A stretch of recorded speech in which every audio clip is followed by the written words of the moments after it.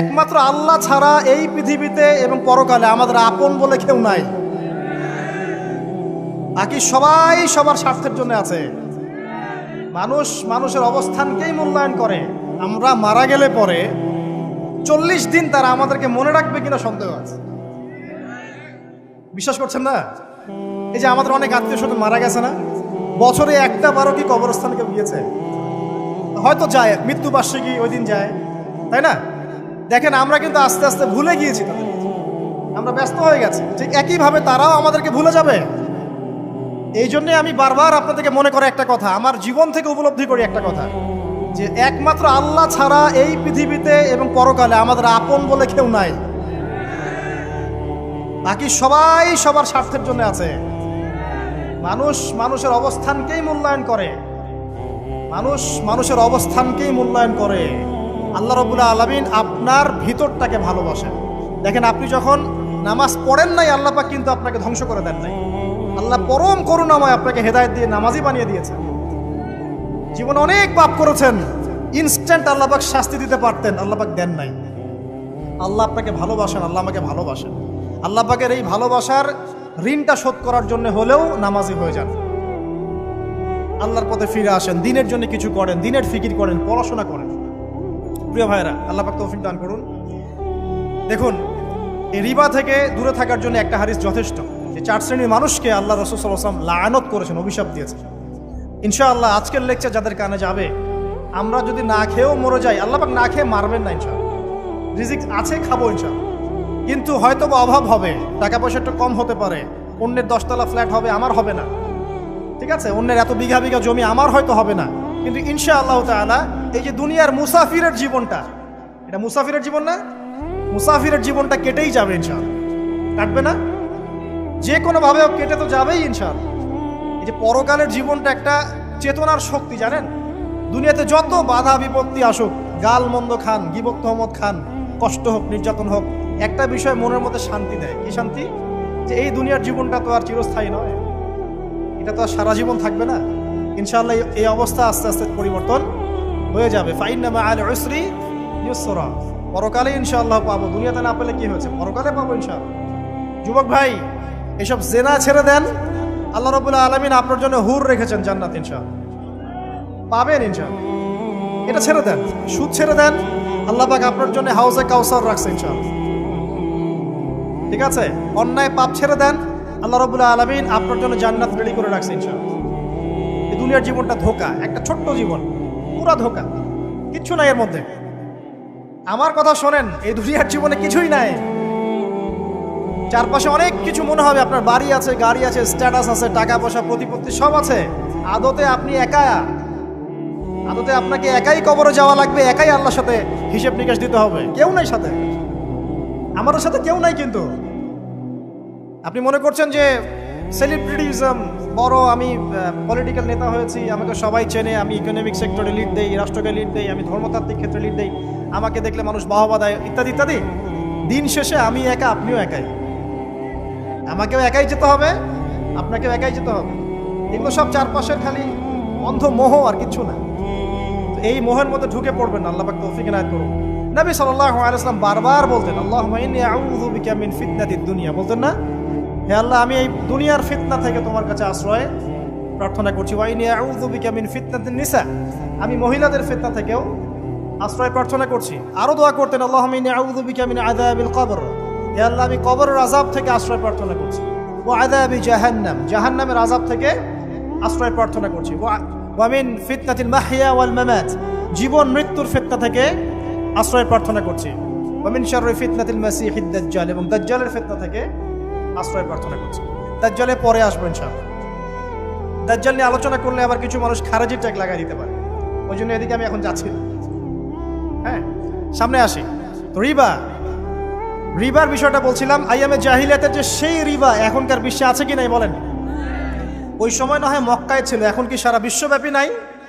বিশ্বের কোনো কান্ট্রি রিবা মুক্ত না, বিশ্বের কোনো দেশ রিবা থেকে মুক্ত থাকতে পারবে না, এই বিশ্ব পরিচালনা যারা করছে ওদের আন্ডারে থাকলে। কখন হবে বিশ্ব রিবা মুক্ত? একদিন বিশ্ব রিবা মুক্ত হবে ইনশাআল্লাহ। একদিন না একদিন এই বিশ্বটা সুদমুক্ত হবে ইনশাআল্লাহু তাআলা। তখন জালেম পার পাবে না, মাজলুমের রক্ত শ্রম বৃথা যাবে না ইনশাআল্লাহ। কবে কত বছর পর আমি জানি না, কিন্তু এতটুকু জানি যে মালহামার পরে যখন আল মাহদি আসবেন এবং তারপর যখন মাসিহুদ দাজ্জাল বের হবে এবং ঈসা ইবনে মারইয়ামকে আল্লাহ পাক নামিয়ে দিবেন, তার হাতে যখন দাজ্জাল নিহত হবে এবং জেরুজালেম থেকে যখন পুরো বিশ্ব শাসন করা হবে মুসলিমদের হাতে, তখন রিবা বলে কিচ্ছু থাকবে না পৃথিবীতে। তার আগ পর্যন্ত এই অবস্থা সলভ হবে কিনা আমরা জানি না, হতেও পারে না। ওই সময় যে হবে নিশ্চিত ইনশাআল্লাহ। আসুন, আইয়ামে জাহিলিয়াতের আরেকটা বড় পাপ ছিল যে এক ভাই বলেছেন, সেটা হচ্ছে নারীর অবমাননা। কে বলেছে এই কথাটা? সামনে একজন। হ্যাঁ, আইয়ামে জাহিলিয়াতের অন্যতম একটা সেরা পাপ ছিল কি? নারীর অবমাননা। এটা নিয়ে কি বলতে হবে? এখন ধর্মের মধ্যেও আমরা নারীদেরকে অবমাননা করছি। বহু নামাজি ব্যক্তি আছে আমাদের মধ্যে, দেখবেন বোনের সম্পত্তি দেয় নাই, মেয়েকে শিক্ষিত করতে যাচ্ছেন না। কেন যাচ্ছেন না? ওর কি অধিকার নাই শিক্ষার? আপনি কি জানেন যে আয়েশা রাদিয়াল্লাহু আনহার কাছে বহু সাহাবী হাদিসের তালিম নিয়েছেন, বহু হাদিস শিখিয়েছেন কে? মা আয়েশা রাদিয়াল্লাহু আনহা। তিনি যদি শিক্ষিত না হতেন শেখাতে পারতেন? তো মেয়েদের শিক্ষার দরকার আছে না? হ্যাঁ, কি বিষয় দরকার? তাদের উপযুক্ত পরিবেশ নিশ্চিত করতে হবে, নিরাপত্তা, পর্দা এগুলো নিশ্চিত করতে হবে। তারপরে মেয়েদেরকে আপনি অবশ্যই শিক্ষিত করুন। ঘরের কোণে বসে রাখতে কে বলেছে? আপনি নিরাপদ পরিবেশ দেন, পর্দা দেন, তারা মাদ্রাসা যাবে, পড়াশোনা করবে। ঠিক আছে? আল্লাহ পাক আমাদের মা বোনদেরকে শিক্ষিত করার তৌফিক দান করুন, আমিন। ভালো ভালো কোয়ালিটি সম্পন্ন মহিলা মাদ্রাসা গড়ে তোলেন। আর মেয়েরা যদি শিক্ষিত না হয় তাহলে আমাদের বাড়ির বউরা শিক্ষিত হবে। আর বউ শিক্ষিত না হলে আপনি একা শিক্ষিত হয়ে লাভ নাই। তখন ওই যে বললাম টর্চার সেল, ওই টর্চার সেলে ঢুকতে হবে আর কি। কথা বুঝতে পারছেন না? আগে বিয়ে শাদী করেন, বুঝবেন ইনশাআল্লাহ। যারা করেছেন তারা অলরেডি হাসছে যে মিটমিট করে দেন।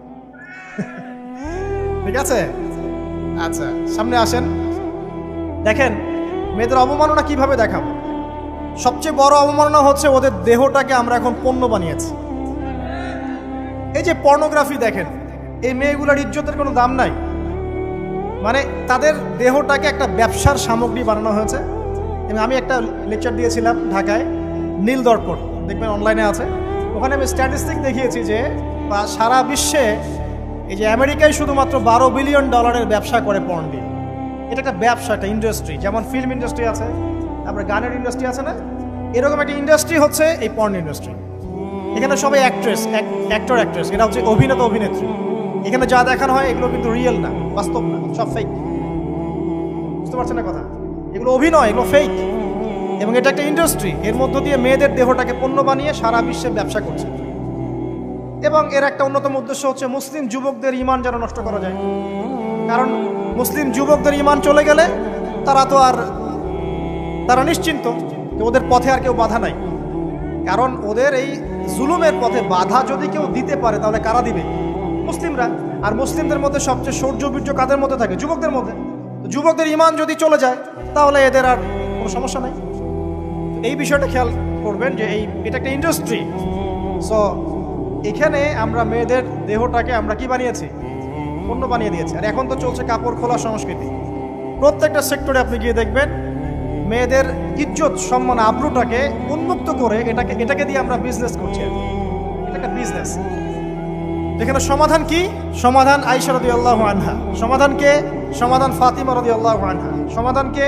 সমাধান খাদিজা রাদিয়াল্লাহু আনহা। আমাদের মা, আমাদের বোন, আমাদের স্ত্রীদেরকে তাদের মতো করে মানুষ করতে হবে, গড়ে তুলতে হবে ইনশাআল্লাহ। দেখবেন নারীর সত্যিকারের সম্মান নিশ্চিত হবে ইনশাআল্লাহ।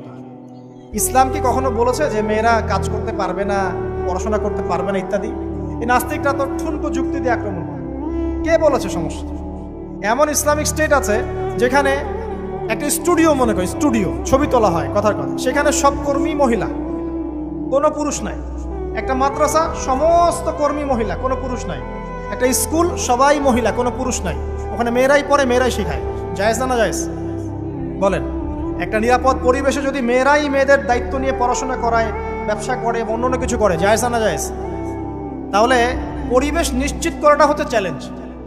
ইসলাম বলছে না যে আপনি তাকে একদম অজ্ঞ করে রেখে ঘরের কোণে ফেলায় রেখে দেন, তাকে আপনি পড়াশোনাও শেখাবেন না, সম্পত্তির অধিকারও দিবেন না, কিছুই না। এগুলো ইসলাম কখনো বলেনি। বলেছে? আরে বোকা মানুষ! রাসূলুল্লাহ সাল্লাল্লাহু আলাইহি ওয়াসাল্লামের সময় তো মহিলা সাহাবীরা উহুদের যুদ্ধ করেছে। কি শুনলেন? রাসূল সাল্লাল্লাহু আলাইহি ওয়াসাল্লামের সময় মহিলা সাহাবী উহুদের যুদ্ধও করেছে। উহুদের যুদ্ধের নাম শুনেছেন? ওখানে মহিলা সাহাবীও ছিল তীরন্দাজ। তাহলে মহিলাটা কি করে নাই নবীর যুগে? খাদিজা রাদিয়াল্লাহু আনহা যত বড় ব্যবসায়ী ছিলেন, এখন এত বড় ব্যবসায়ী পাবেন? কোন মেয়ে আছে এত বড় ব্যবসায়ী? উসমান রাদিয়াল্লাহু আনহু যত বড় বিজনেসম্যান ছিলেন, এখন এত বড় বিজনেসম্যান আছে? তো কি ছিল না সেই স্বর্ণ যুগে? ওই স্বর্ণ যুগের সুন্নতি আমাদেরকে আমল করতে হবে। আল্লাহ পাক তৌফিক এনায়েত করুন, আমিন। প্রিয় মা ও বোনেরা, পর্দা ছাড়বেন না। আপনাদের জন্য 4টা কাজ: স্বামীর আনুগত্য করা, লজ্জাস্থানের হেফাজত করা, আপনার 5 ওয়াক্ত সালাত ঠিকঠাক মতো আদায় করা এবং রমজান মাসে সওম রাখা। নবীজি বলেছেন সাল্লাল্লাহু আলাইহি ওয়াসাল্লাম, জান্নাতের যে কোনো দরজা দিয়ে ইচ্ছা আপনি প্রবেশ করতে পারবেন। আপনার জন্য সহজ। আর স্বামীর আনুগত্য বলতে আমি বুঝাইনি স্বামীর দাসত্ব করতে হবে, এটা বলিনি। এখনকার কিছু ফ্যামিলিস্ট মেয়ে আছে, ওরা আনুগত্য শব্দ মনে হয় যে দাসত্ব বলে। আনুগত্য দাসত্ব এক জিনিস না। আনুগত্য কি? স্বামী কোরআন সুন্নাহর অনুকূলে কোনো কথা বলেছে, আপনি মানবেন। স্বামী বলছে পর্দা করো, তোমাকে ভালোবেসে বলছি তুমি পর্দা করো, তুমি আমার অনেক প্রিয় একজন মানুষ, তুমি বেপর্দায় বাইরে যাবা, লোকজন দেখবে, কেমন হয়? ঠিক আছে, তোমাকে তো আমিই বিয়ে করেছি, তুমি আমার, মানুষ তোমাকে দেখবে কেন? ঠিক আছে, তো এখন স্বামী ভালো কথা বলেছে, আপনি শুনলেন, এটা আনুগত্য। আর ওই স্বামী যদি বলে আসো তো আমার কলিগরা এসেছে, ওকে খাবার সার্ভ করতে হবে, আসো খাবারটা পরিবেশন করো, এখন আপনি বেপর্দা হয়ে আপনার স্বামীর কলিগের সামনে খাবার পরিবেশন করতে শুরু করবেন, এটা কি আনুগত্য করতে হবে? এটা তখন আপনি আনুগত্য করবেন না। সিম্পল, কোরআন সুন্নাহর অনুগত কাজে আপনি স্বামীর আনুগত্য করবেন, বিপরীতে গেলে আপনি করবেন না। স্বামীর আনুগত্য মানে স্বামীর দাসত্ব নয়। আর এই হাদিসটা আপনি কেন ভুলে যান যে আল্লাহ রাসূল সাল্লাল্লাহু আলাইহি ওয়াসাল্লাম বলেছেন আল্লাহ ছাড়া যদি কাউকে সেজদা করা যেত, সম্মান বুঝাচ্ছেন, আল্লাহ ছাড়া যদি কাউকে সেজদা করা জায়েজ হতো, আমি মেয়েদেরকে বলতাম যেন স্বামীকে সেজদা করে। কেন? কারণ আপনাকে রেসপন্সিবিলিটি, আপনার খাবার, আপনার ফুড, আপনার শেল্টার, আপনার মানে পুরো দায় দায়িত্ব নিজের হাড় ভাঙা পরিশ্রম দিয়ে, জীবনের ঝুঁকি নিয়ে স্বামী আপনার জন্য করে। সে আপনার সম্মান পাওয়ার যোগ্য তো? সে কি আপনার সম্মান পাওয়ার যোগ্য নয়? আপনি যদি সম্মানের হক আদায় না করতে পারেন তাহলে আপনি অকৃতজ্ঞ। আর অকৃতজ্ঞ মেয়ে কখনো জান্নাতে যাবে? একটা হাদিসে আছে বেশিরভাগ মেয়ে জাহান্নামে যাওয়ার অন্যতম কারণ হচ্ছে তারা স্বামীর সাথে কুফরি করে। কি করে? মানে সারা জীবন স্বামী ভালোবেসে যায়, ভরণ পোষণ দিয়ে যায়, সব চাহিদা পূরণ করে যায়, একদিন দেখবেন কথা কাটাকাটি হয়েছে, ওই দিন বলে বসবে যে তোমার কাছে আমি কিচ্ছু পাই না। এই যে কুফরি, এই কারণে তারা জাহান্নামে যেতে পারে বেশি। আল্লাহ হেফাজত করবে। আরেকটা কারণ হচ্ছে যে বেপর্দা। আপনাকে 4টা মূলনীতি ফলো করতে হবে। 1, এমন কোনো পোশাক পরবেন না যে পোশাকটা আটো সাটো, যেটা পরলে আপনার গায়ের কাঠামো বোঝা যায়। এটা বোরখা হলেও পরা যাবে না। আমি কি বুঝাতে পারছি? ডিজিটাল বোরখা দেখেন নাই? দেখছেন? মাশাআল্লাহ। আর কারা কারা দেখছেন? এদিকে চোখ বেশি যায় না?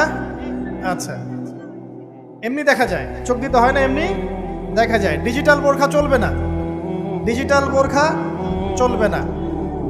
আমার মত, এটা আমি মত দিচ্ছি, আমি আল্লাহর রাস্তায় সময় দিয়েছি অনেক দিন, এবং এখানে যে পর্দাটা শেখানো হয় এরকম পর্দা আমি অন্য কোথাও দেখিনি। এত চমৎকার পর্দা শেখানো হয়। কারা কারা সময় লাগিয়েছেন? 3 দিন 7 দিন সময় দিয়েছেন কারা কারা? বেশিরভাগই দেন নাই। সমস্যা নাই, দিতে হবে, আমি বাধ্যতামূলক বলিনি আপনাকে। বলেছি এখানে পর্দা শেখানো হয়, চমৎকার পর্দা শেখানো হয়, যে এখানে চোখটা পর্যন্ত তাদের ঢেকে রাখার তালিম দেওয়া হয়। যাই হোক, যেখানেই শেখেন, অ্যাটলিস্ট পর্দাটা শিখলেই হলো। এমন পোশাক হবে না যেই পোশাকটা আটো সাটো, যেটা পরে আপনার গায়ের কাঠামো বোঝা যায়। 2 নম্বরে এমন পোশাক পরা যাবে না যেই পোশাকটা পরলে বাহির থেকে ভিতরের অঙ্গ দেখা যায়। দেখেছেন? দেখেন নাই? দেখছেন হুজুর? আচ্ছা, আপনারা তো সব দেখেন দেখি। তারপরে 3 নাম্বার, এমন পোশাক পরা যাবে না যেটা অমুসলিমদের সাথে সাদৃশ্য আছে। কথা বুঝতে পারছেন? অমুসলিমদের ধর্মীয় বিষয়ের সাথে সাদৃশ্য আছে এমন পোশাক মুসলিম মেয়েদের পরা যাবে না। এর মানে এই নয় যে অন্য ধর্মকে আপনি আক্রমণ করবেন, এটাও নয়। যে যার ধর্ম তাদের স্বাধীনতা মতো পালন করবে। মুসলিমরা বাধা দিবে না। মুসলিমরা দাওয়াত দিতে পারে। কি করতে পারে? দাওয়াত দিতে পারে যে ভাই, যে লা ইলাহা ইল্লাল্লাহর কনসেপ্ট আপনাকে বুঝাচ্ছি, আল্লাহ ছাড়া কোনো মাবুদ নাই, মুহাম্মদ সাল্লাল্লাহু আলাইহি ওয়াসাল্লাম সর্বশেষ রাসূল, এই কোরআন পড়ুন, হাদিস পড়ুন, দেখুন এটাই হচ্ছে মানবতার মুক্তির সনদ। এরপর যদি সে ইসলাম কবুল করে আলহামদুলিল্লাহ, যদি না করে এর হিসাব কে দিবে? সে নিজে দিবে। এর হিসাব কি আমাকে দেওয়া লাগবে? দেওয়া লাগবে না। তো অমুসলিমদের সাথে সাদৃশ্য আছে এমন পোশাক চলবে না। আর 4 হচ্ছে পুরুষরা মেয়েদের পোশাক পরতে পারবে না, মেয়েরা পুরুষদের পোশাক পরতে পারবে না। জি, আপনাদেরকেই বলছি, আপনারা জিন্স পরতে পারবেন না, মেয়েদেরকে বলছি, এবং টি শার্ট পরতে পারবেন না। আপনারা ওই যে যা ইচ্ছা তাই ড্রেস পরে বলবেন যে 1000 বছরের সভ্যতা সংস্কৃতি, এসব বাজে কথা চলবে না এখানে। এটা 1000 বছরে কোনোদিনও আমাদের দাদা নানিরা এগুলা কখনো পরে নাই। করছে? আপনার দাদি কখনো ওইরকম পরছিল শাড়ি? তো যে বললো 1000 বছর থেকে পরে আসতেছে নাকি? সুবহানাল্লাহ। তো এখানে বিষয়টা হচ্ছে পুরুষ মেয়ের পোশাক পরতে পারবে না, মেয়ে পুরুষের পোশাক পরতে পারবে না। আমি খুব সংক্ষিপ্ত করে আপনাকে কোরআন সুন্নাহ থেকে 4টা মূলনীতি বলে দিলাম। এই 4টা মূলনীতি কোরআনেও আছে, হাদিসেও আছে। আসেন, এই যে নারীর অবমাননা, এই বিষয়টা আইয়ামে জাহিলিয়াতে যেমন ছিল, এখন দেখবেন আরো বড় পরিসরে এসেছে। আসে নাই? এই যে ফ্যাশন শো, দেহের প্রদর্শনী, বিভিন্ন ফিল্মস দেখবেন, ফিল্ম ইন্ডাস্ট্রিজে দেখবেন, মিউজিকে দেখবেন, পর্নে দেখবেন, মেয়েদের দেহটাকে নিয়ে ব্যবসা করা হচ্ছে। আগে তো না হয় কন্যা সন্তান হলে জীবন্ত পুঁতে ফেলতো নাকি? এখন যদি গর্ভের বাচ্চা মেয়ে জানে, অনেকে আগেই মেরে ফেলে। বুঝেন নাই মনে হয়? অনেকে যদি জানে যে গর্ভে মেয়ে সন্তান আছে, আগেই মেরে ফেলে। এমন অনেক দেশ আছে, আমি নাম বলছি না দেশের সঙ্গত কারণে, যে সেই দেশে এরকম মেয়ে সন্তানকে এই যে খালাস করে ফেলার, নষ্ট করে ফেলার, ভ্রূণ নষ্ট করার আলাদা ক্লিনিক আছে, আলাদা হসপিটাল আছে। বলে নাউজুবিল্লাহ। তো আসলে ওই 1450 বছর আগের মানুষটা বেশি বর্বর ছিল না আমরা বেশি বর্বর? এই অধিকারের কথা বলে বলে আমরা মেয়েদের দেহটাকে নিয়ে এখন মস্করা করছি, তামাশা করছি। সবচেয়ে সেরা অধিকার কোথায় পাবে? কোরআনে পাবে, হাদিসে পাবে, ইসলামে পাবে। তার পর্দা নিশ্চিত হবে, দেহ সেফ থাকবে, তার ইজ্জত নিশ্চিত হবে, ইজ্জত সেফ থাকবে, তার সম্মান সেফ থাকবে, তাকে রাজরানীর মতো স্বামী বাসায় রাখবে, কারণ সে হচ্ছে তার কাছে সবচেয়ে মূল্যবান প্রিয় বস্তু। শুধু তাই নয়, সম্পত্তির অধিকার তাকে দিতে হবে। একজন মেয়ে তার ভাইয়ের সম্পত্তি পাবে, তার বাবার সম্পত্তি পাবে, তার স্বামীর সম্পত্তি পাবে, সব দিক থেকে সে সম্পত্তি পাবে। আর একজন ছেলে কিন্তু সব দিক থেকে সম্পত্তি পাবে না। এই বিষয়গুলো যখন এক শ্রেণীর মানুষ বোঝে না, তখন ইসলামের বিরুদ্ধে অহেতুক প্রপাগান্ডা চালানো শুরু করে। সবচেয়ে সেরা সম্মান রক্ষার উদাহরণ দেয়া হয়েছে ইসলামে, কোরআনে এবং হাদিসে। এই কথাটা আপনাদের মা বোনদেরকে বোঝাবেন, তবে নম্রতার সাথে বোঝাবেন, কারণ উচ্চবাচ্য করলে তারা কথা শুনবেন। আল্লাহ রাসূল সাল্লাল্লাহু আলাইহি ওয়াসাল্লাম বলেছেন, কিছুটা বাঁকা হাড় দিয়ে তাদেরকে তৈরি করা হয়েছে। যদি আপনি শক্ত করে চাপ দিতে যান তাহলে ভেঙে যাবে, আর যদি আপনি ওই অবস্থায় ছেড়ে দেন তাহলে বাঁকাই থেকে যাবে। এখানে আপনাকে হিকমা অবলম্বন করতে হবে। আল্লাহ পাক তৌফিক দান করুন। একটা বিষয় বলছিলাম, ওই যে শিরকের পাপ এখন গ্লোবালাইজেশন হয়েছে না, ওই সুদের পাপ এখন গ্লোবালাইজেশন হয়েছে না। গ্লোবালাইজেশন বোঝেন? মানে বিশ্বায়ন, পুরো বিশ্বে ছড়িয়ে পড়েছে না। আরেকটা হচ্ছে এই যে মেয়েদের অবমাননা, এটা সারা বিশ্বে ছড়িয়ে পড়ে নাই? আচ্ছা, আর দুটা বলবো, এরপর বলে আমি শেষের দিকে যাচ্ছি। আসা, একটা হচ্ছে মাদক। আইয়ামে জাহিলিয়াতের অন্যতম সেরা পাপ ছিল কি? মাদক। ওই যে বলছেন জাহিলি যুগ, কেন বলছেন জাহিলি যুগ? বিকজ ওইখানে মাদক খেত মানুষ বেশি। এখন বলেন, ওখানে না হয় মক্কায় মাদক খেত মানুষ, এখন সারা বিশ্বে মাদক ছড়িয়ে পড়ে নাই? বেশি না কম? এখন এই যে নতুন নতুন মাদক আসছে, ইয়াবা, আরো নাকি কি কি আসছে নতুন নতুন, আমরা নামও জানি না।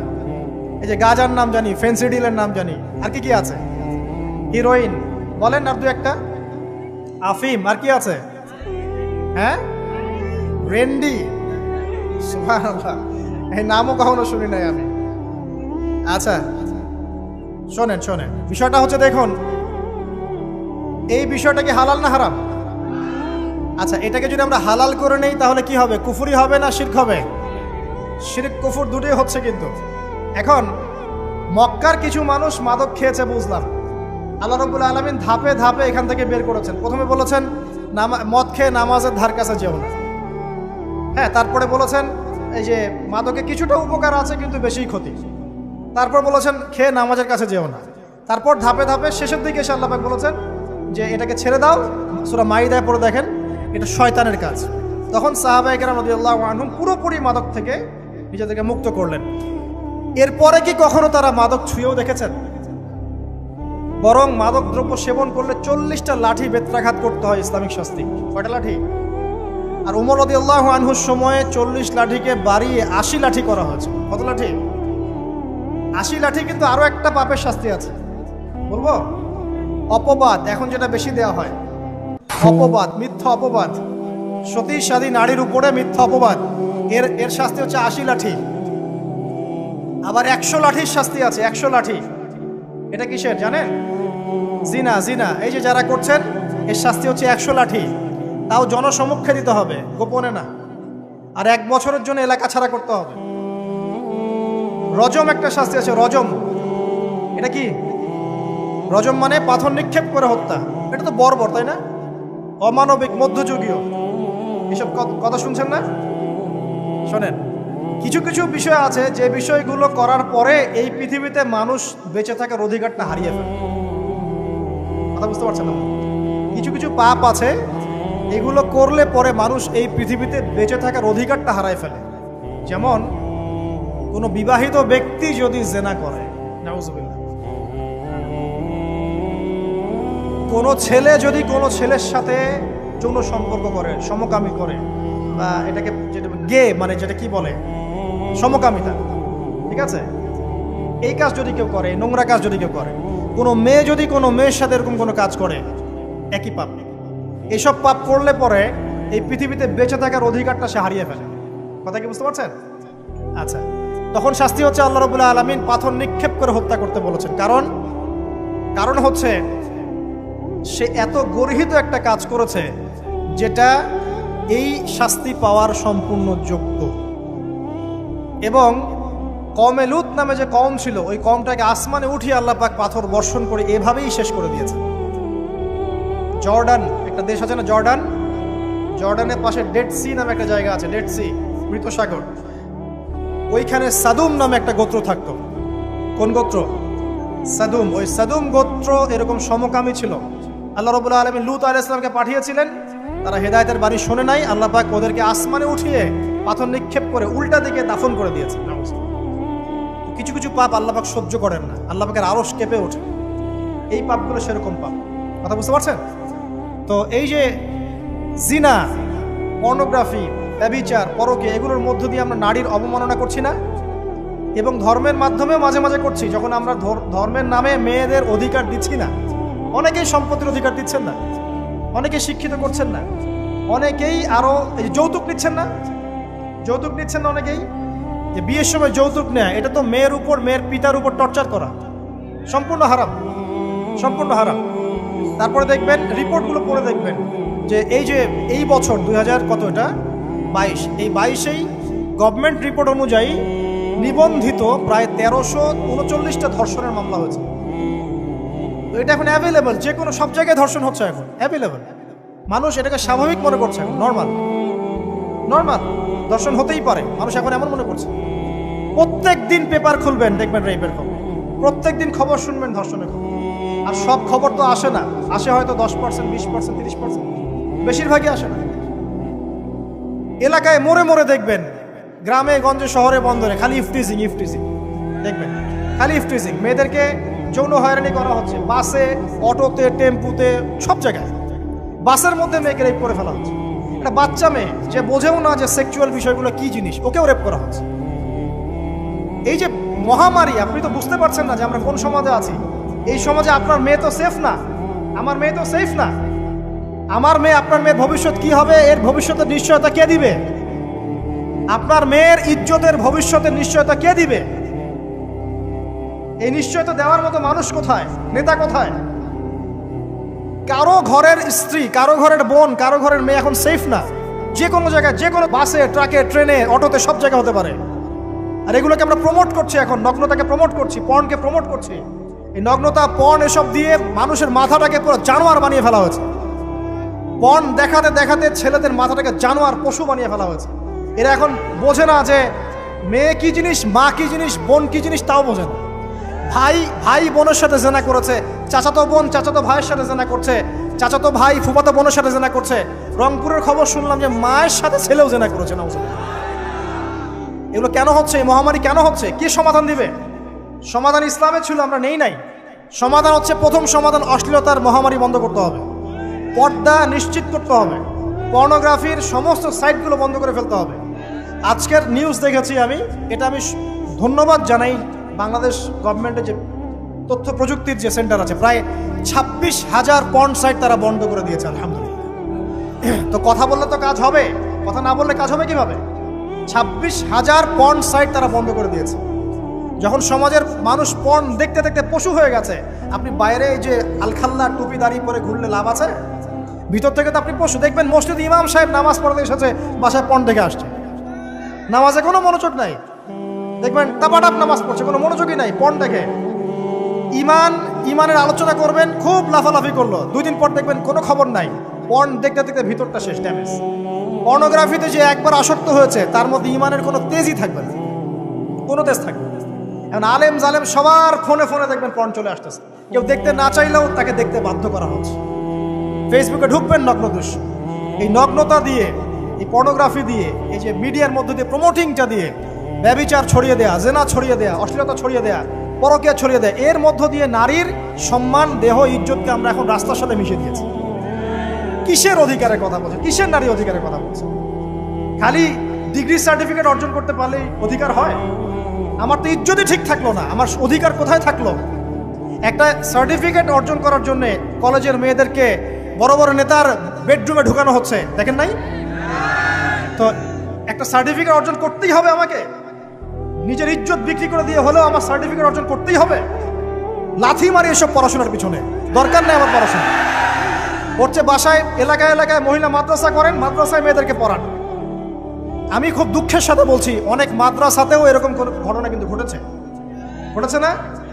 এখানে একটা কথা আমরা পরিষ্কার করতে চাই, সেটা হলো যে পাপী, রেপী, ধর্ষণী, সে আলেম করুক আর জালেম করুক, ইমাম করুক আর জালেম করুক, ফাসেক করুক, সবাইকে সমান শাস্তি নিশ্চিত করতে হবে। আর শাস্তি হবে দৃষ্টান্তমূলক, যেন আরো 10 জন দেখে শিক্ষা নেয়। ওই যে ইসলামে আছে না হাত কেটে ফেলা, কি কারণে বলেন তো? কারণ সবাই যখন দেখবে এই যে খুঁটির সাথে বেঁধে একটা চোরের হাত কেটে ফেলা হয়েছে, এলাকার সব মানুষ দেখেছে, চুরি বাড়বে না কমবে? নিশ্চিত চুরি কমে যাবে ইনশাআল্লাহ। তো এই যে নারীর অবমাননার ওই যুগের চেয়ে এই যুগে বেশি না কম? আপনি ভালো করে আল্লাহর নূর দিয়ে দেখেন। আমি প্রথমে বলেছি, শুধু বাইরের চোখ দিয়ে দেখলে সব বুঝতে পারবেন না। আল্লাহ পাকে নূর দিয়ে দেখেন, কোরআন সুন্নাহর গভীর জ্ঞান দিয়ে দেখেন, দেখবেন ওই জাহিলিয়াতের চেয়ে 1000 গুণ বেশি জাহিলিয়াত এখনকার বিশ্বে চলছে। আল্লাহ পাক আমাদের মা বোনদের ইজ্জত হেফাজত করুন, তাদের সম্মান হেফাজত করুন। আমরা দোয়া করি আল্লাহ পাক তাদেরকে উচ্চশিক্ষায় শিক্ষিত করুন, নিরাপত্তা নিশ্চিত করুন। কেউ যদি ওদের দিকে খারাপ চোখ তুলে তাকায়, আল্লাহ পাক সেই চোখকে যেন ধ্বংস করে দেন।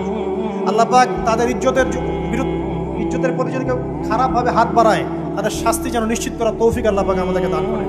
আল্লাহ পাক আমাদের মা বোনদেরকে মহামূল্যবান মনে করে আমাদেরকে হেফাজত করার তৌফিক দান করুন, আমিন।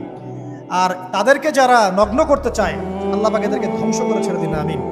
আল্লাহ পাক বলেছেন, যারা চায় মুমিন মুসলিমদের সমাজে অশ্লীলতা ছড়িয়ে পড়ুক, দুনিয়া এবং আখিরাত উভয় জাহানে আল্লাহ পাক এদেরকে ধ্বংস করুন। আরেকটা বলে শেষ করি, সেটা হলো, কয়টা বলেছি ভাই? জাহিলিয়াত। ইমাম মুহাম্মদ বিন আব্দুল ওয়াহাব রাহিমাহুল্লাহ, তার একটা বইয়ের মধ্যে 1000টা জাহিলিয়াত আছে। আমি 5টা বাছাই করেছি। কয়টা? 5টা। কয়টা বলেছি? 4টা। এক হচ্ছে কি বলেছিলাম? শিরক, আছে না নাই? রিবা এখন আছে না নাই? 3 নাম্বার কি ছিল? মাদক। আর 4 নাম্বার নারীর অবমাননা। মাদক তো বুঝলেন, এটা তো আমার চেয়ে আপনারা ভালো বুঝেন, মাদক সব জায়গায় আছে। একটা কথা বলি, দেখুন মাদক নিয়ে একটা কথা বলি, শুনুন। আপনাদের কি কখনো গায়ে কখনো ফোড়া হয়েছে? কার কার গায়ে ফোড়া হয়েছে বলি? আব্দুল, আচ্ছা, কেমন ব্যথা? ফোড়া ফেটে গেলে কি বের হয়? রক্ত আর পুঁজ বের হয়, তাই তো? তো নবী সাল্লাল্লাহু আলাইহি ওয়াসাল্লামকে সাহাবীরা পরে জিজ্ঞাসা করলেন, ইয়া রাসূলুল্লাহ, কোন পাপের কারণে তাদেরকে এই শাস্তি দেওয়া হচ্ছে? নবী করিম সাল্লাল্লাহু আলাইহি ওয়াসাল্লাম বললেন, তাদেরকে এই শাস্তি দেওয়া হচ্ছে একটা পাপের কারণে, সেটা হলো মাদক দ্রব্য সেবন করা। আর ওই পানীয়টার নামও নবীজি বলে গেলেন, তার নাম হচ্ছে তিনাতুল খাবাল। কি নাম? তিনাতুল খাবাল। এই তিনাতুল খাবাল মানে জাহান্নামীদের রক্ত এবং পুঁজ। এটা খেতে দেয়া হচ্ছে মাদকদ্রব্য সেবনকারীদের জন্য। আল্লাহ রাসূল সাল্লাল্লাহু আলাইহি ওয়াসাল্লাম বলেছেন, কোনো ব্যক্তি যদি মাদক সেবন করে তার 40 দিনের নামাজ কবুল হবে না। সে যদি আবার তওবা করে ফিরে আসে, আল্লাহ পাক মাফ করে দিবেন ইনশাআল্লাহ। যদি আবারও মাদক খায়, আবার 40 দিনের নামাজ কবুল হবে না। তারপর যদি আবার তওবা করে, আবার আল্লাহ মাফ করে দিবেন ইনশাআল্লাহ। তারপর যদি আবার মাদক খায়, আবার 40 দিনের নামাজ কবুল হবে না। তারপর যদি আবার তওবা করে, আবার আল্লাহ মাফ করে দিবেন। তারপরে যদি আবার মাদক খায়, তখন আল্লাহ রাব্বুল আলামিন তাকে তিনাতুল খাবাল পান করান। প্রিয় ভাইরা, আপনারা মুসলিম না? আমরা মুসলিম না? মুসলিম যুবকদের সবচেয়ে সেরা অস্ত্র হচ্ছে ঈমান এবং নৈতিকতা। অন্যরা জাহিলিয়াতের স্রোতে ভেসে যাক, মুসলিম তরুণরা কখনো জাহিলিয়াতে যাবে না ইনশাআল্লাহ। আমার সাথে ওয়াদা করেন যে কোনো প্রকার মাদকদ্রব্যের সাথে সংশ্লিষ্ট থাকবেন না। একটা সিগারেটেও কখনো টান দিবেন না। কারণ সিগারেটটা কি? সিগারেট আপনাকে আস্তে আস্তে অন্য মাদকের দিকে নিয়ে যাবে। সিগারেট খাওয়া শিখেছিস, এখন গাঁজাও খা। গাঁজা খাওয়া শিখলে এখন ওটা খা, এই করতে থাকে। এক পর্যায়ে আপনি এখান থেকে আর বের হতে পারবেন। এখানে আপনার দেহের ক্ষতি, আপনার মস্তিষ্কের ক্ষতি, আপনার পরিবারের ক্ষতি। এমন আপনি যদি পরবর্তীতে গিয়ে পরিবার গঠন করতে চান, আপনি সুখী পরিবারও গঠন করতে পারবেন না, কারণ ভিতর থেকে আপনি নিজেকে শেষ করে ফেলছেন।